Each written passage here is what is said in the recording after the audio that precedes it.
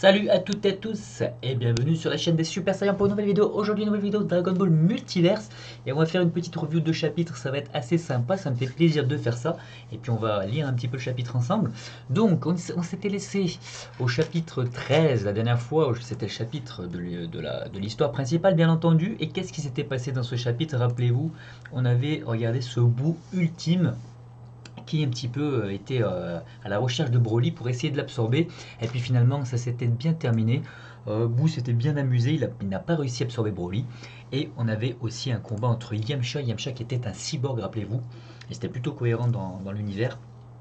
Et il avait abandonné contre C18 et il disait à C18 je peux t'aider car elle perd ses forces. C18 c'est ce qu'on avait appris lors de ce chapitre. Et en dernière page bien entendu on avait cette Marisu qui était là. Donc dans l'univers, je crois que c'est l'univers 2, c'est l'univers rigolo un petit peu de Toriyama avec plein de personnages de Toriyama qui cohabitent dans cet univers. Et donc on va voir la suite avec le chapitre intitulé Double Trouble, chapitre 15, donc qui va être très intéressant, vous allez voir ça. Donc plutôt chouette, voilà le chapitre, n'hésitez pas bien sûr à aller le lire sur dragonballmultiverse.com. Et donc voilà la première page. Donc comme souvent les pages de chapitre, un petit peu comme celle de Toriyama, elles sont décalées, elles sont rigolotes. Donc elles ont, la page de chapitre là en l'occurrence on voit un Goku sur une moto un peu. Et donc ça n'a rien à voir avec la suite du chapitre. Très belle page, c'est magnifique, parfaitement dessiné. Les couleurs sont très bien aussi, toujours colorées par faille. Et qu'est-ce qu'on a? Par contre, les couleurs sont peut-être un peu fades, je trouve. Il y aurait moyen de mettre un peu plus de contraste pour que ça rende un peu mieux. Et on a pareil un Goku, il a l'air un peu pâle. Mais pour le reste, c'est vraiment très très beau. Et voilà la première page. Qu'est-ce qu'on voit? Donc Marisu qui arrive donc sur l'arène. Alors, qu'est-ce que c'est que Marisu? Donc là, c'est une référence en fait. Ce personnage de Marisu qui est la fille cachée du Namek, déesse de je sais pas quoi, demi-frère de Saiyan, de machin. Voilà, c'est pour rire déjà, c'est une blague, hein, c'est pour rire. Et c'est pour se moquer un petit peu de tous les mangas fanservice un peu qui font n'importe quoi, qui inventent des personnages rocambolesques, qui c'est pas du tout crédible, cohérent, et voilà. Donc je pense que Salagir a voulu se moquer un petit peu des fans manga, tout ça, en créant ce personnage de Marisu. À savoir aussi qu'une Marisu, voilà, c'est quelque chose de connu, ça existe, hein. Une Marisu, ça signifie un personnage féminin, de type féminin, qui sait tout faire. Un personnage qui, voilà, qui est doué en tout, qui arrive à tout.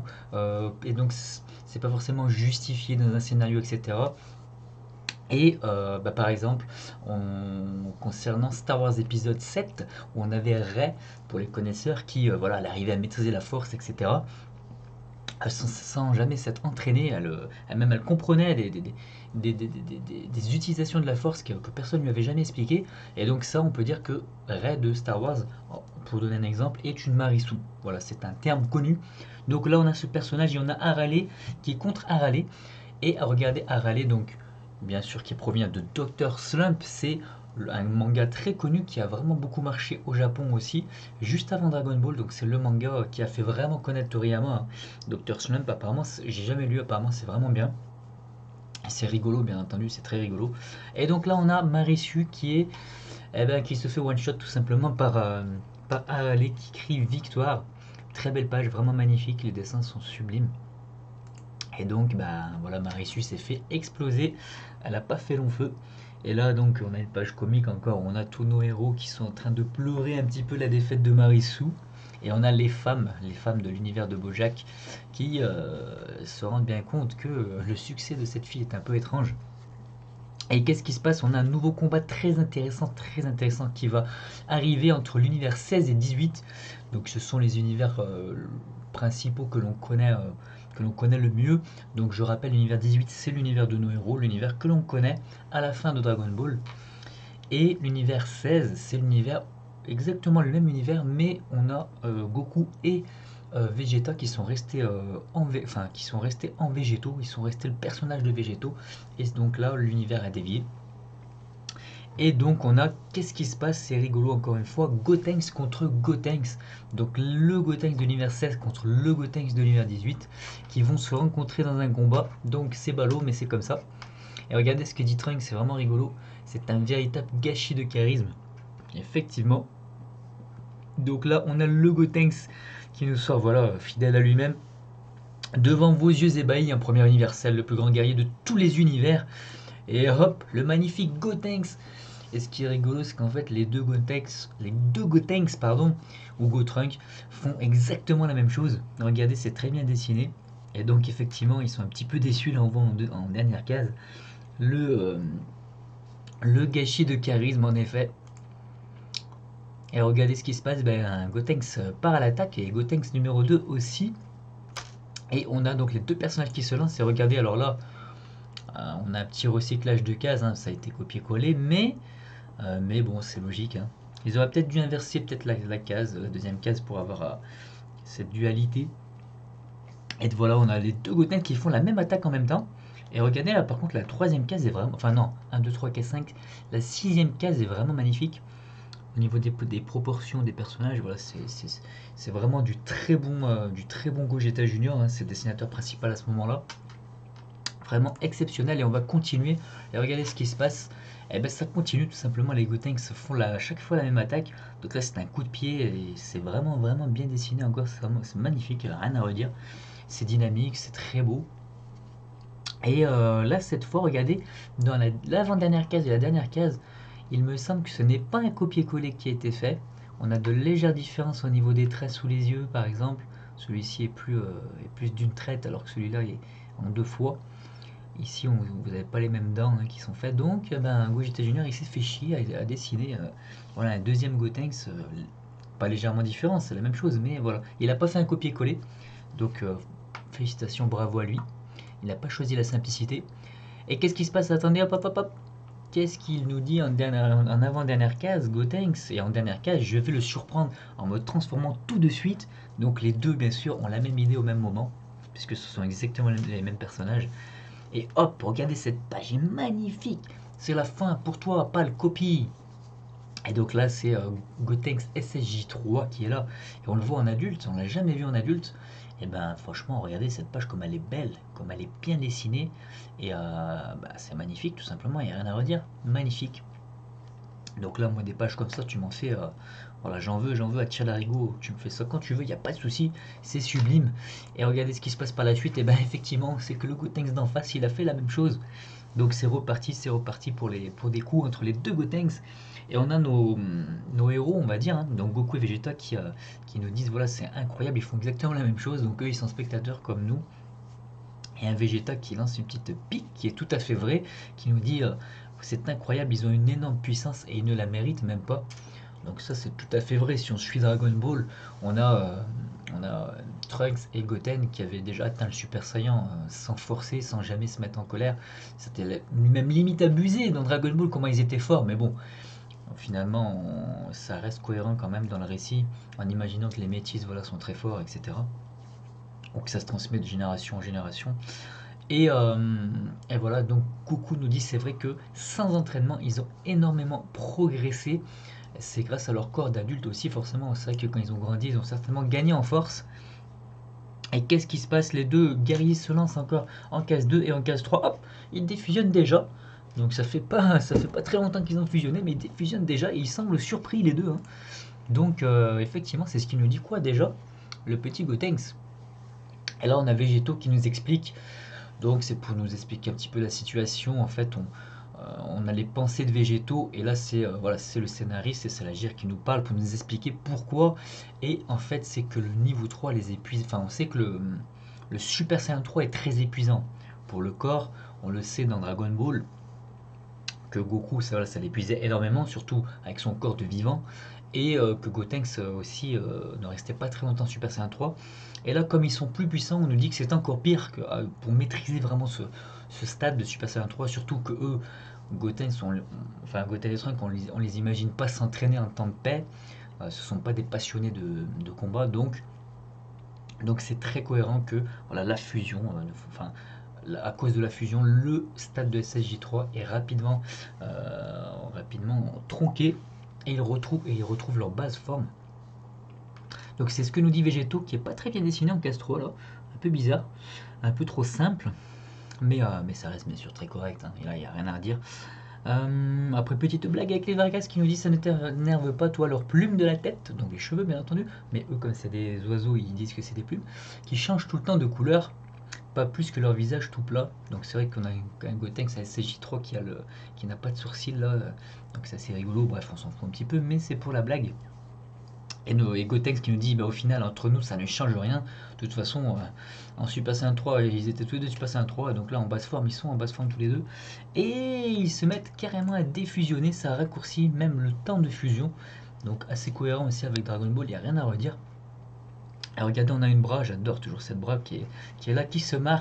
Ces crétins vont se faire éliminer pour tricherie. Et en fait, eh ben, on va voir que non.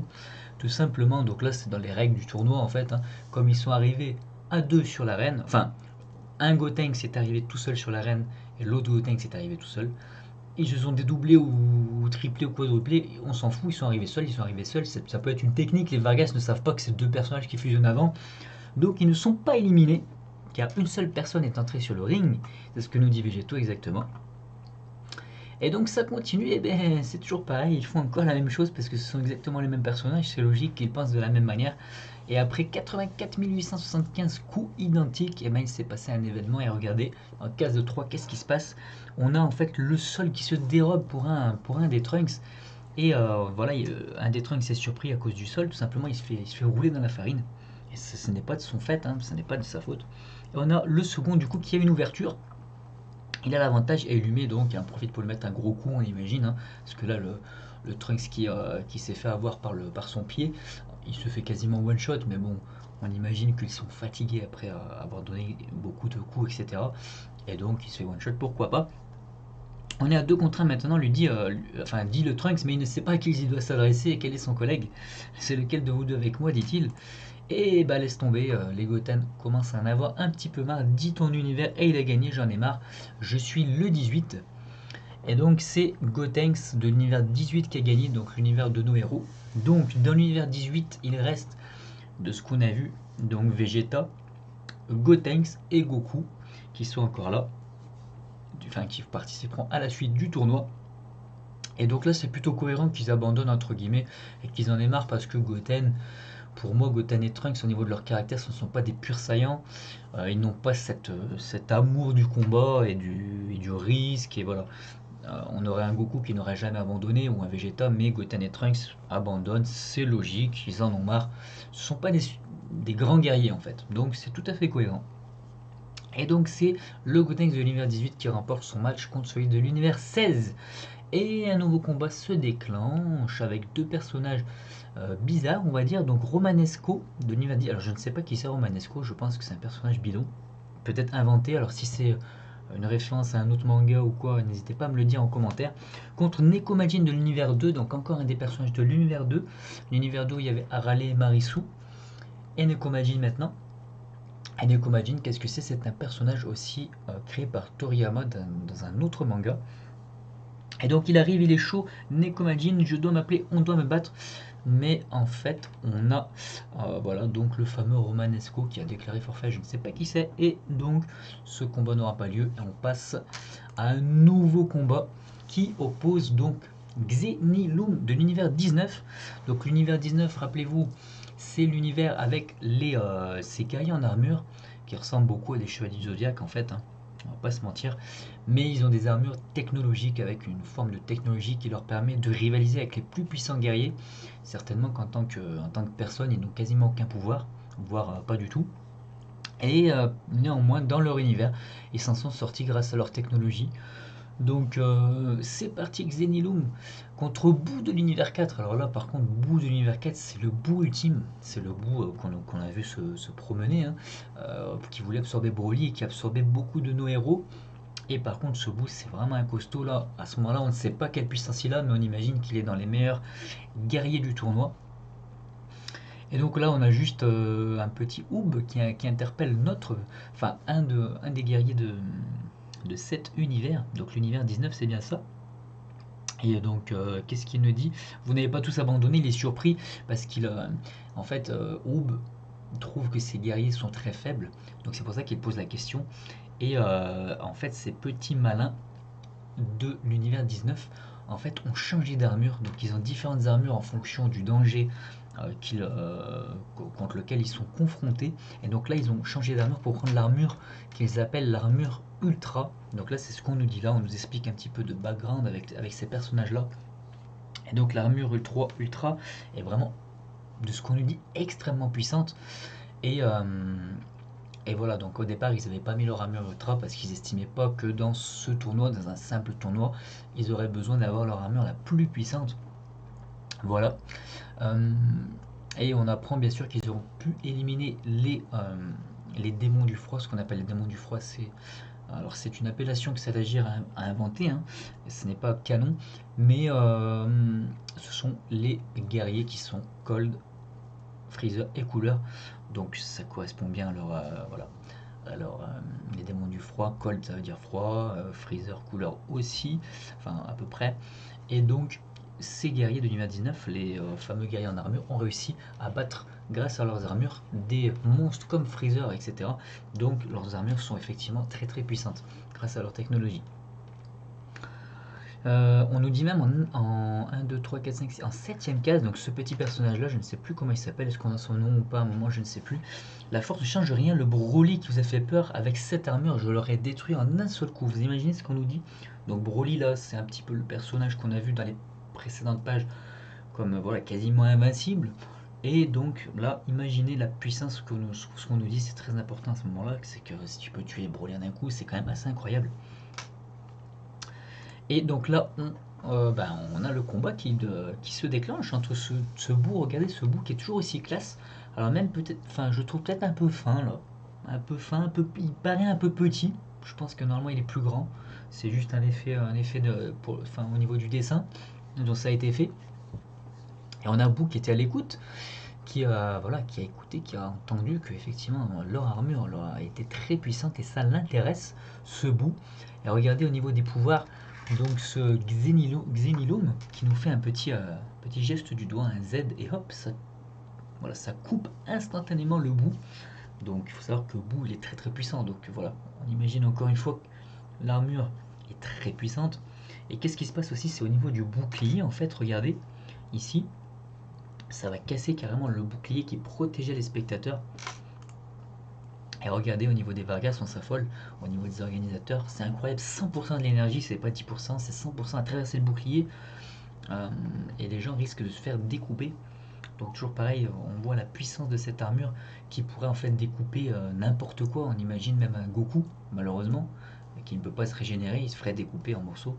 Donc très puissante armure. Après, est-ce que c'est une bonne chose ou pas?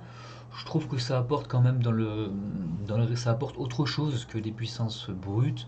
Voilà, ils ont trouvé enfin, Salagir a amené un scénario, on va dire, alternatif avec des personnages qui ont trouvé de la technologie. Pourquoi pas? Moi, je trouve que c'est correct, ça s'intègre à Dragon Ball, même si c'est pas Dragon Ball comme on le connaît, où c'est vraiment d'habitude des personnages qui ont de l'énergie par eux-mêmes. Là, c'est une technologie, pourquoi pas? C'est différent, c'est autre chose, c'est un univers parmi d'autres, donc ça marche. Je trouve que ça marche. Je suis pas un grand fan de ces personnages, mais ça marche. Donc là, on a le personnage qui envoie une petite boule de feu, elle a l'air toute petite, elle a l'air toute mignonne, c'est ce que nous dit Boo, et elle explose. Et qu'est-ce qu'on nous dit là au niveau pareil des dialogues des personnages, du background? C'est Piccolo qui nous dit, oulala, c'est qu'un expert, il appelle ça un expert, c'est un peu maladroit au niveau du dialogue, mais il nous dit que là, ça pourrait limite tuer un Super Saiyan 2, tellement cette boule de feu est puissante, donc c'est assez incroyable. Toujours pareil, c'est une puissance phénoménale dans leurs armures. Alors là, pas petit coup de gueule entre guillemets, un expert peut voir, c'est ce que nous dit Piccolo, que l'attaque est très concentrée, un Super Saiyan 2 n'y résisterait pas. Donc là, le fait qu'il parle, etc., qu'il pense dans sa tête, oui, c'est très bien. Mais quand il dit un expert, voilà, c'est pas quoi, un guerrier, un très bon guerrier, voilà, un expert, c'est un peu bizarre. C'est du détail, hein, je donne toujours, j'essaie d'aller assez loin si possible dans mes explications. Et comme je suis assez, comment dire, exigeant, voilà, j'aurais bien remplacé cet expert par autre chose. Mais sinon, c'est très bien, le propos est très bien. Et donc là, on a un Boo qui est tout content parce qu'il découvre que l'armure effectivement est très puissante et il lui dit donne-la moi en claquant des doigts. Et regardez qu'est-ce qui se passe, eh ben il se passe rien, c'est que les pouvoirs télékinésie que de boue ne fonctionne pas parce que les armures ont une protection contre ça. Dans ce cas, donc qu'est-ce qui se passe? Boo se lance à corps perdu sur notre ami. Il n'a pas peur, bien entendu. Il sourit même ici. Là, on voit un léger sourire. Il se lance et qu'est-ce qui se passe? Il déploie un petit peu son corps en termes de voilà pour absorber et garder uniquement. Ben regardez, on voit le personnage qui est tout nu. Il a pris l'armure, ce petit Boo, ce petit coquin de Boo. Et voilà, il ne s'est pas embêté à absorber le personnage qui n'a aucune puissance en fait, qui n'a aucun intérêt pour lui, mais il a gardé l'armure en lui et c'est ce qu'il nous dit là en case du milieu. Je garde l'armure, je l'étudierai tranquillement. Donc toujours ce bout très intelligent qui a envie d'être le meilleur, qui veut tout savoir, qui est un peu omniscient. Franchement, vraiment cool. Après, on se dit comment c'est possible de le battre, mais bon, on verra ce que ça donne. Et donc, il one-shot avec un petit coup de pied le pauvre Xenilum, qui reste 30 secondes inconscient. Et Boo, bien entendu, fera partie encore des protagonistes dans la suite du tournoi. Et bien, il est parce qu'il est vainqueur, tout simplement. Et on a nos petits bonhommes qui sont un peu dégoûtés de s'être fait piquer une armure ultra, comme ils l'appellent. En effet, surtout que c'est Boo qui l'a en lui, donc effectivement, c'est compliqué. Alors, qu'est-ce qu'on nous dit là sur cette page? Quelle victoire, nous dit Vegeta. Ouais. Ils sont beaucoup plus puissants que tu ne l'imagines. Ils n'ont pas eu la chance de tomber sur Boo, nous dit Piccolo. Effectivement. Leurs armes ne sont pas à prendre à la légère, nous dit Kakaroto, j'allais l'appeler, mais Sangoku. On ne peut pas se régénérer, nous. Donc là, on a un Goku. Voilà, on a un Goku qui n'est pas bête, il n'est pas idiot. Voilà, Goku, il se méfie, il est quand même. Voilà, son caractère dans Dragon Ball Multivers, je trouve, il est respecté par rapport au Goku qu'on connaît. C'est pas un idiot fini comme dans Dragon Ball Super, donc ça c'est cool. Voilà, il est capable d'analyser aussi. C'est génial. Et donc voilà, une petite moquerie de Trunks et Goten envers les guerriers de l'univers 19. Et ça se finit comme ça, regardez, ça se finit comme ça. Donc c'était assez intéressant, je me souviens plus quel est le combat qui arrive par la suite, donc finalement c'est cool parce que je redécouvre, je connais presque par cœur DBM, mais ça me refait plaisir de redécouvrir les pages, de les relire tout simplement. Alors on va donner une note à ce chapitre que je trouve légèrement moins bien dessiné que d'habitude, mais attention, ça reste du très très haut niveau, on est dans le haut du panier. Donc je vais mettre en termes de dessin, je vais mettre 8 sur 10, et en scénario, je vais mettre 8 sur 10, ce qui est plus que très correct. Ce qui est très très bien, très intéressant. Après là on a vu que du combat, il n'y a pas vraiment de scénario, mais ce qui est raconté est bien raconté, c'est cohérent. Les personnages ont des caractères respectueux du matériel d'origine qui sont les personnages de Dragon Ball. On a un Gotenks qui ressemble à Gotenks, il a évolué, il est plus grand, mais il a son caractère qui les conserve, c'est logique. Goten et Trunks sont un peu des comiques rigolos, etc., qui n'aiment pas trop le combat. On a un Goku pas bête qui est dans l'analyse aussi, un Piccolo qui pense beaucoup lui, un Vegeta qui sourit, un petit peu des situations, c'est parfaitement respecté, c'est très bien. Donc bien entendu je vous conseille de lire ce chapitre et on va se laisser là pour la review. Si ça vous a plu, n'hésitez pas à laisser un j'aime, un commentaire et à vous abonner, pourquoi pas, si vous découvrez la chaîne. Alors je vais juste aller sur mon profil DeviantArt parce que moi c'est Xman34 mon pseudo et je crois que j'avais fait une coloration, c'était une des premières d'ailleurs que j'avais fait du Gotenks, je vais vous la montrer en direct. Donc voilà ce que ça donne. Elle est plutôt correcte, regardez ce Gotenks. Voilà, j'ai essayé de faire quelque chose de joli. Donc il est assez sympa, vous pouvez trouver cette illustration sur mon DeviantArt. Et donc voilà, ce qu'on va faire, c'est qu'on va se laisser là tranquillement. Je vous remercie messieurs d'avoir regardé. Et je vous mettrai comme d'habitude en description un lien de téléchargement avec les pages couleurs que j'ai pu trouver pour ce chapitre. Je vous laisse là, je vous dis bye bye et à la prochaine.